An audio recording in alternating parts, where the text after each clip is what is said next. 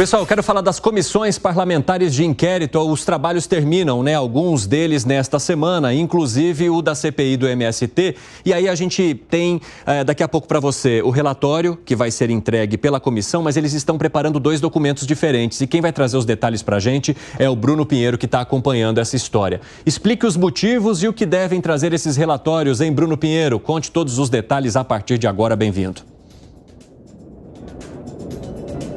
Eu te conto sim, ótima semana e também a nossa audiência. Isso é muito normal ao finalizar uma investigação, os outros, aliás, aliados ou oposição, quem não concorda com este relatório, formalizar um outro documento. E é justamente isso que aliados do governo estão elaborando. Um segundo relatório, já que eles acreditam e alegam que esta investigação iniciou já com o relatório finalizado, já tinha um relatório antes mesmo de finalizar esta CPI, um relatório com 60 páginas, um longo relatório que está solicitando o indiciamento de G. Dias, que afirmou que não tinha conhecimento sobre essas invasões, de José Rainha, um dos líderes também deste movimento, e de um deputado federal, que é o deputado Valmir Assunção.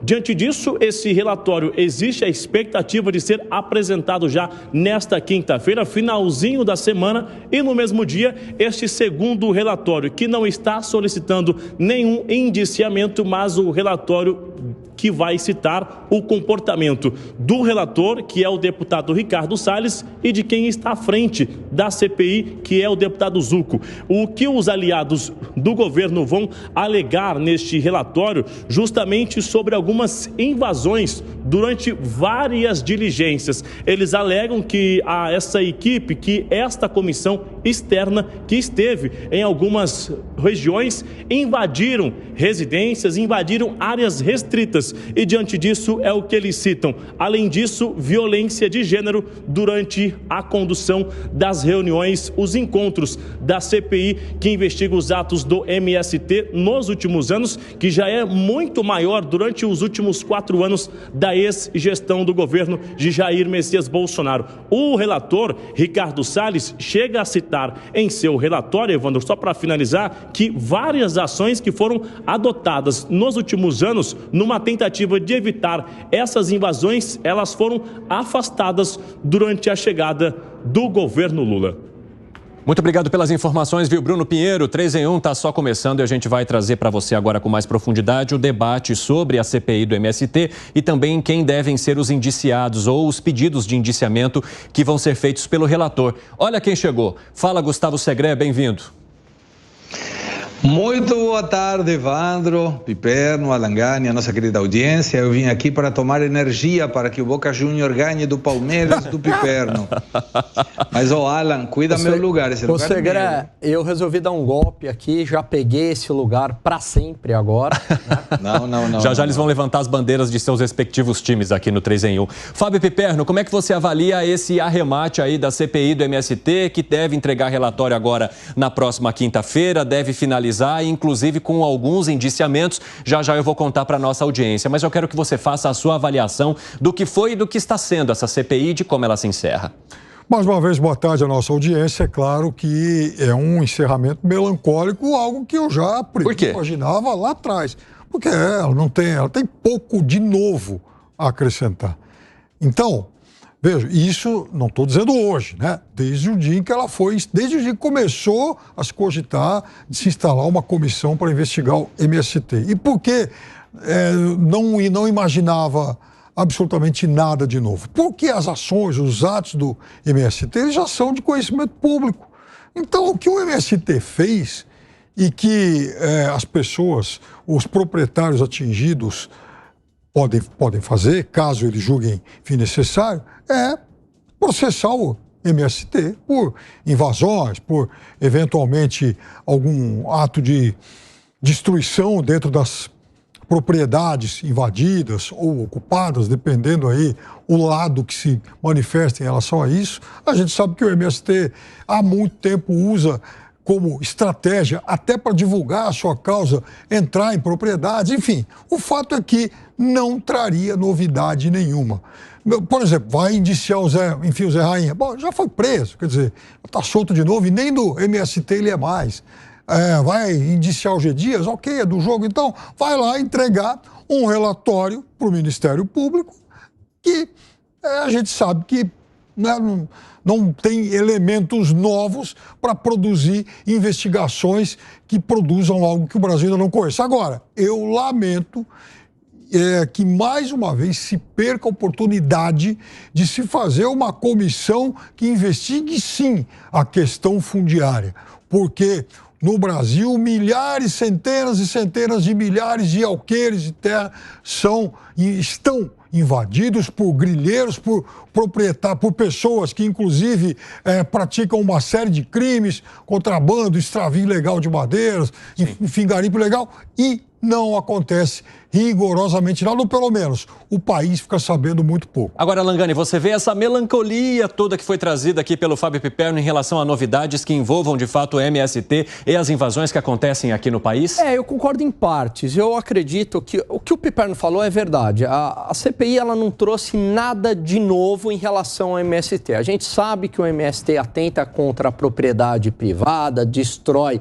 fazendas produtivas, mata o gado lá, rouba então, o gado. Então, para que serviu a CPI? Pois é, Dani? eu fui a favor da instauração dessa Você elogiou CPI. bastante essa CPI aqui ao longo dos nossos debates. Pelo seguinte, eu acreditava que com a CPI pudesse ser resolvido o grande enigma, que é como é que supostamente o governo federal financia o MST. Lá atrás, né, tem uma série de notícias que dizem que o governo federal, na era do Dilma, Lula, dava dinheiro para ONGs e essas ONGs irrigavam aí o MST. Então, eu acreditava que a CPI poderia desvendar esse mistério. Quer dizer, o patrocínio efetivo, né, do dinheiro público, nosso dinheiro, do governo federal para o MST.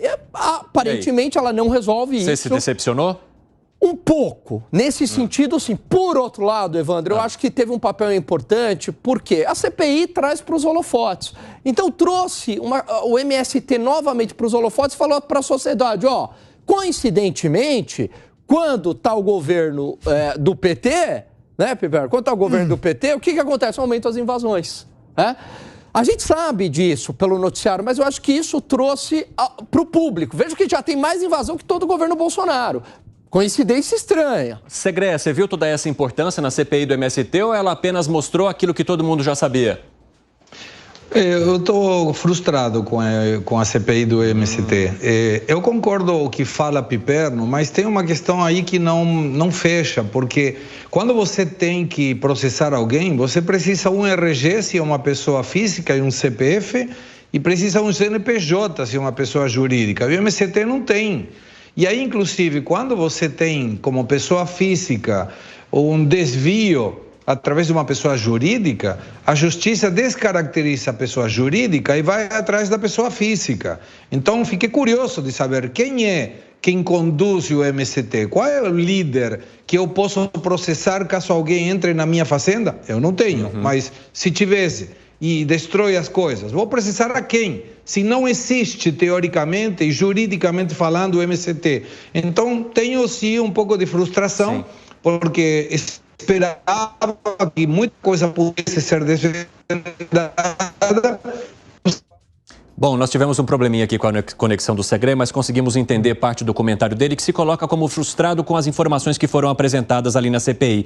Mas eu quero contar para você que nos acompanha agora quais devem ser os indiciamentos propostos pelo relator, o deputado Ricardo Salles. Vamos colocar aqui no nosso telão para que a nossa audiência possa assistir e quem nos ouve eu vou contando para vocês e trazendo essas informações. Então, o general Gonçalves Dias, ex-ministro, chefe do GSI, indiciamento por crime de falso testemunho ali durante a fala dele na CPI do MST. Tem o Valmir Assunção, que é o deputado federal do PT da Bahia, instauração de processo disciplinar ético na Câmara dos Deputados, e daqui a pouco o Cláudio Dantas vai explicar para a gente o porquê disso aqui. Ele também trouxe uma informação importante para a gente, que já está disponível lá no nosso site jovempan.com.br. Passa para a próxima página para eu contar aqui para o nosso pessoal. José Rainha, coordenador da Frente Nacional de Luta, a FNL, indiciado por suposta incitação, promoção e viabilização dos crimes de esbulho possessório obstrução de via pública e também danos ao patrimônio público e privado. E aí tem também aqui o Jaime Silva, que é diretor-presidente do Instituto de Terras de Alagoas,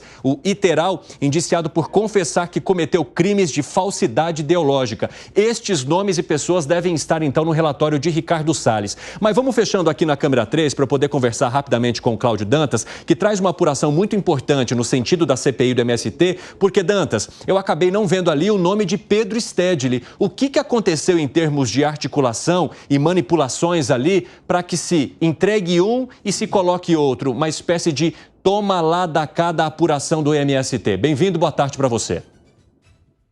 Boa tarde, Evandro. Boa tarde a toda a bancada e a nossa audiência que já está conosco aí nesta segunda-feira. Muito bem, Evandro. Olha, esse relatório, de fato, ele decepcionou muita gente. É um relatório morno, um relatório que não traz indiciamentos fundamentais. Afinal de contas, o Pedro Stedley o João Pedro Stedley é o coordenador do MST e ele ficou de fora dessa lista de indiciamentos. Não está só. Na verdade, nós temos uma série de pessoas que acabarão de fora. É bom que se diga o seguinte, essa versão, embora seja uma versão, entre aspas, final do relatório, ela ainda terá uma outra versão. Essa nova versão está sendo negociada justamente para que algum relatório seja aprovado. O Bruno Pinheiro falou mais cedo aí, né, os governistas têm um outro relatório, que não disse a ninguém, mas que está ali servindo de contraponto ao relatório da oposição, que controlou durante bastante tempo esta CPI. E este relatório, por exemplo, você mencionou aí o indiciamento do Valmir Assunção. Mas esse indiciamento, ele muito provavelmente será retirado do texto para viabilizar a aprovação desse relatório. É como aquele velho estratagema aí do bode na sala. Você coloca uma coisa que você sabe que precisa ser retirada dali para que você possa efetivamente aprovar o texto geral. É isso que vai acontecer. Várias lideranças são contra o indiciamento do Valmir Assunção, lideranças do próprio Centrão, que agora estão embarcando no governo, e é justamente esse movimento de embarque no governo, de formação de uma base do governo, que a gente viu acontecer nessas últimas semanas com a reforma ministerial, que ainda está em curso, que faz com que haja esse esvaziamento da CPI. A CPI, no fim das contas, acabou servindo de ferramenta mais uma ferramenta para a negociação de espaço dentro da máquina pública por parte do Centrão. Não me parece que o Zucco, que foi até contra a entrada dos republicanos, vá participar de qualquer base do governo, ou mesmo o Ricardo Salles, né? Eles dois são contra, mas eles acabaram sendo utilizados pelo Centrão nesta negociação, sim, neste toma lá da cá. Então a situação realmente é essa. Você tem um relatório que ainda vai ficar mais frio do que já está. Eita, Evandro. Muito obrigado pelas informações, Cláudio Dantas. Daqui a pouco te chamo com outras apurações importantes aqui no nosso 3 em 1. Quero saber de você, Fábio Piperno, daqueles nomes que eu apontei, há algum que chame a sua atenção ou que realmente deva estar naquele relatório? A exemplo do que mostra Ricardo Salles, o relator? Veja, esse relatório é uma outra, vai ser mais um amontoado de folhas de papel condenado aí para o lixo, né? Porque, veja, o Zé Rainha, ele já é investigado por um monte de coisa, já foi preso. Já foi preso, inclusive. Está respondendo ao processo ainda. Exatamente, responde aí o processo e tal. Então, um indiciamento, uma acusação a mais, um a menos para ele, e até porque precisa ver até que ponto o Ministério Público vai, de fato, aceitar isso, então não vai mudar a vida dele. O deputado, o Cláudio Dantas, já explicou aí que deve sair do relatório. O G. Dias, eu prefiro que o G. Dias seja até investigado por outras suspeitas, né? Em relação a essa CPI, também eu acho que as ligações aí são bastante rasas. Então, veja, não vai acontecer rigorosamente nada com ninguém, a não ser essa coisa exótica de ter aí uma espécie de um relatório paralelo. A gente conhecia lá na Inglaterra, enfim, no Reino Unido, a história do gabinete paralelo. Aqui agora a gente está instituindo o relatório paralelo, o relatório do B. Agora, Alan Gani, você falou muito da possibilidade de se indiciar G. Dias. Você concorda com a possibilidade dele aparecer nesse relatório? E há algo que, de fato, ele deva responder ou explicar para a sociedade em relação às invasões do MST? Olha, ele deu um falso testemunho, essa seria a única participação dele. Agora eu vou emprestar aqui uma frase do Piperno, que ele usa pro Cid, né, do PowerPoint. Eu vou fazer também um PowerPoint do G. Dias, viu, Piperno? Que é assim, né, fazer um aqui, ó, botar assim, ó, falso testemunho. Empresta o modelo para ele, Piperno, ele só vai trocar as janelinhas. Eu vou pegar o template do Piperno. Exatamente, e troca a janelinha. Já troco a cor ali. Por causa do G. Dias eu quero... Aí boto vermelho, tal, bota assim, MST, falso testemunho. Aí uma outra assim, eu falo, omissão no dia 8 de janeiro, né? Mentira na CPI do 8 de janeiro. Eu também vou criar esse PowerPoint. Então chama atenção a participação do G. Dias. Agora o resto é batido. Lembrando que CPI não tem um poder acusatório ou de julgamento. Só simplesmente apresentam um relatório e aí a justiça toma suas devidas providências. Então dificilmente vai dar em alguma coisa. Ô Segre, você concorda com o Dantas que a CPI do MST acabou servindo de degrau para movimentações políticas, inclusive embarque e desembarque de alguns parlamentares no governo?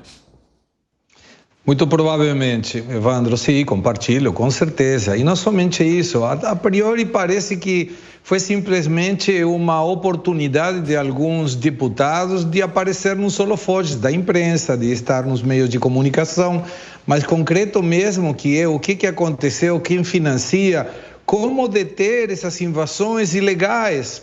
Nada de nada. Até agora, nada. Agora, e essa questão que o Fábio Piperno falou, que a CPI perdeu a oportunidade de também investigar os grandes grileiros de terras aqui no país. Você concorda que era papel dela fazer isso, hein, Alangani? Eu não sei se via CPI, né? Porque no caso do MST já vinha chamando a atenção a violência, né? Todas essas invasões. E eu acho que o objeto ali era a relação com o governo federal. Tinha um objeto específico. Eu concordo com o Piperno que toda essa questão da grilagem, ela deve ser investigada, sim.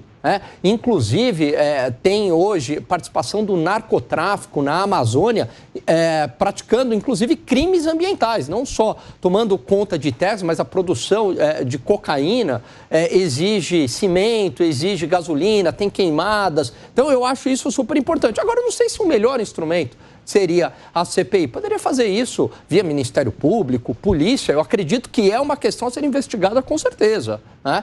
Mas não sei se a CPI seria o melhor objeto para isso.